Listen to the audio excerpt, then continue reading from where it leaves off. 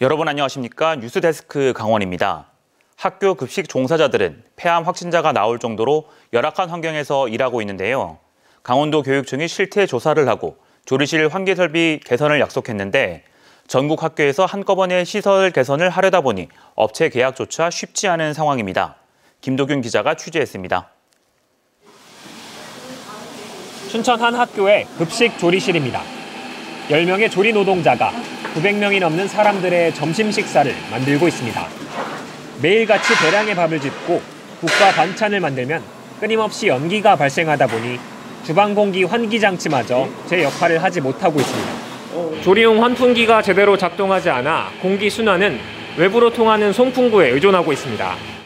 전문 연구기관 점검 결과 후드의 기능과 규격이 모두 적합하지 않다는 결과가 나왔습니다. 점검을 맡긴 강원도 내 100개 학교 모두 결과는 마찬가지였습니다. 어떤 점이 문제인지는 파악했지만 공사 견적을 받는 단계부터 막히기 시작했습니다. 교육청이 예산 지원을 약속하고 문제점 진단까지는 도움을 줬지만 업체 선정부터는 학교마다 알아서 해야 하기 때문입니다. 지역교육청이라든지 도교육청에서 적극적으로 업체 알선을 좀 해주셨으면 학교에서는 조금 부담을 좀 줄일 수 있을 것 같습니다. 일선 학교들이 견적을 받거나 업체를 선정할 때 특히 어려움을 겪는 이유는 전국에서 수요가 몰리고 있기 때문입니다. 지난해 강원도에서만 폐암 질환자가 2명 추가 발생하는 등 열악한 환경에 처한 조리 노동자들의 현실이 드러나면서 고용노동부와 교육부가 전국 학교 급식조리실 환기 설비를 정비하라고 통보했습니다. 특히 급식이 이루어지지 않는 방학 기간에 공사를 집중적으로 진행해야 하기 때문에 강원도 교육청은 올해는 72개 학교만 우선 교체하기로 했습니다. 2027년까지 모든 학교의 조리실 환기 설비를 단계적으로 개선하겠다는 계획입니다. 전국적으로 동시에 많은 학교가 급식소 환경 개선 공사를 들어가고 있고 그나마 강원도 내에 전문 업체도 많지 않아 업체 선정에 어려움이 있습니다.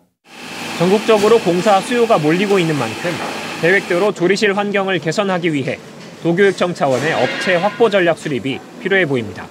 MBC 뉴스 김도균입니다. 코로나19 장기화에 이어 경기 위축까지 겹치며 중소기업과 소상공인의 자금 사정이 빡빡한데요. 최근에는 금리까지 크게 오르자 앞다투어 정책자금 신청에 몰리고 있습니다. 홍한표 기자가 보도합니다. 글라스 세라믹으로 인공 치아용 소재를 만드는 강릉의 한 기업입니다. 지난해 매출 150억 원에 수출액도 100억 원을 넘어선 탄탄한 기업이지만 최근 크게 오른 금리가 부담스럽기는 마찬가지입니다. 결국 강원도로부터 1.5%의 고정금리로 8억 원을 대출받았습니다. 금리가 높을수록 저희에게 부담이 되는 건 사실이고요. 근데 저희가 해외 수출이나 또 인건비나 이런 그다음 마케팅 비용 이런 거 부분에 대해서 정책 자금을 통해서 그냥 상당 부분 도움이 되는 것 같습니다. 최근 은행 대출 금리가 크게 오르며 중소기업의 이자 부담이 늘어나 대출이 더 어려워질 전망입니다. 이러다 보니 중소기업들이 정책 자금 융자 신청에 몰리고 있습니다. 낮은 금리로 대출을 지원해주거나 이자 차익을 보전해주는 정책 자금이 빠르게 소진되고 있습니다. 강원도가 중소기업을 대상으로 1.5%의 고정금리로 지원하는 특수목적 자금은 2분기 신청 접수를 시작하자마자 바로 마감됐습니다. 3년 이내 창업기업 그리고 수출기업 대상으로 하는 그 자금이 있습니다. 1분기 같은 경우에는 2주 안에 소진이 되고 자금이 소진이 다 된 상태이고요. 2분기에는 하루 이틀 만에 자금이 다 소진이 돼서 여기에 강릉시가 상반기 300억 원까지 이자 2.5%포인트를 지원해주는 기업 경영 정책 자금의 경우 지난해는 2달 만에 소진됐지만 올해는 신청 기업이 배에 가까이 급증하며 한 달도 안 돼 소진됐습니다. 이런 가운데 강원신용보증재단의 보증지원 사고 발생률은 3.49%로 지난해 3월보다 3배 이상 늘었습니다. 재단이 보증해서 중소기업이나 소상공인의 대출을 돕는 건데 고물가의 경기 침체가 겹치며 연체 등이 크게 늘어났다는 의미로 그만큼 중소기업과 소상공인들이 어려워졌다는 이야기입니다. 이에 따라 강원신용보증재단은 올해도 2천억 원의 경영안전기금을 마련해 지원하고 있습니다. 이자 2%를 2년 동안 이제 지원하는 자금이라서요. 아무래도 소상공인분들 금융 비용이 좀 완화돼서 경제적으로 부담이 완화가 좀 예상될 것으로 생각됩니다. 자치단체나 기관마다 정책 자금 지원을 하반기에도 마련한다는 방침이지만 지원 업체들의 신청 경쟁은 더욱 치열해질 것으로 보입니다. MBC 뉴스 홍한표입니다. 양양군이 경영 위기를 겪고 있는 플라이 강원에 긴급 재정 지원금을 지원합니다.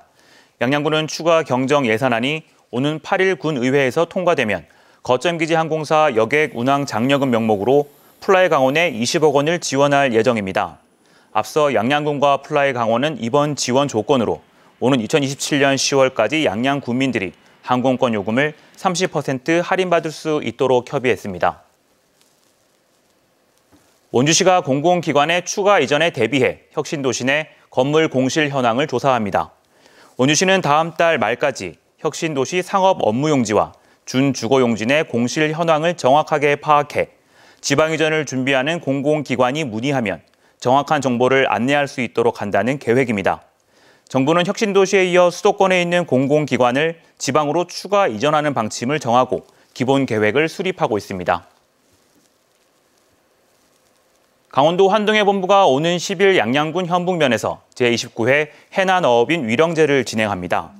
유가족과 어업인 등 300여 명이 참석하는 이번 위령제에는 2000년도에 건립한 노후 위패봉안소를 철거하고 신축한 해난어업인 위패봉안소를 처음으로 유족에게 공개합니다.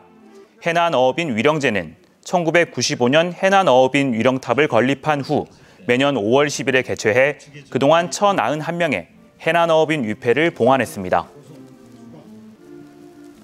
올 하반기 동해안 어업 현장에서 일할 외국인 계절 근로자 수요 조사가 이루어집니다. 강원도 환동의 본부는 도내 6개 시군의 해조류와 어패류, 육상 가공 생산 업종을 대상으로 외국인 계절 근로자 유치 신청서를 받을 계획입니다. 도내 수산 분야 외국인 계절 근로자는 지난 2018년 22명에서 지난해에는 61명으로 3배가량 증가했습니다. 코로나19로 중단됐던 지방자치단체 국제교류가 3년 만에 다시 활발해지고 있습니다. 강릉시는 중국 자매도시 후베이성 징저우시와의 교환공무원 상호 파견 사업을 재개하기로 하고 서로 교환 공무원을 선발해 파견 근무의 기회를 제공합니다. 동해시는 베트남 북부의 하이퐁시와 교류를 확대하기로 한 가운데 하이퐁시 대표단이 동해안 크랩킹 페스타에 참석해 교류 방안을 협의하고 있습니다. 올해 처음 개최된 2023 동해안 크래프팅 페스타에 10만 명 넘는 인파가 몰리며 성황리에 마무리됐습니다.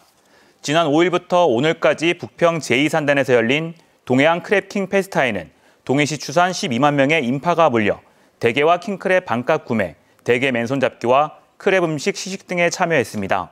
동해시는 이번 축제를 통해 대게와 킹크랩의 유통 중심지에서 가공산업과 먹거리 관광의 중심지로 성장해 나간다는 계획입니다. 원주 아카데미 극장을 소재로 한 영화 유령극이 제24회 전주국제영화제에서 단편 경쟁 부문 감독상을 수상했습니다. 유령극은 서울 독립영화제와 미장센 단편영화제 대상을 수상하며 연출력을 인정받은 김현정 감독이 아카데미 극장을 보고 영감을 얻어 할아버지와 손자의 이야기로 시나리오를 쓰고 극장에서 대부분의 촬영을 진행해 제작한 작품입니다. 김 감독은 수상 소감을 통해 최근 극장이 철거된다는 소식을 접해 안타깝다며 극장 철거 반대 운동을 지지하고 관계자들을 응원한다는 뜻을 전했습니다. 뉴스를 마칩니다. 고맙습니다.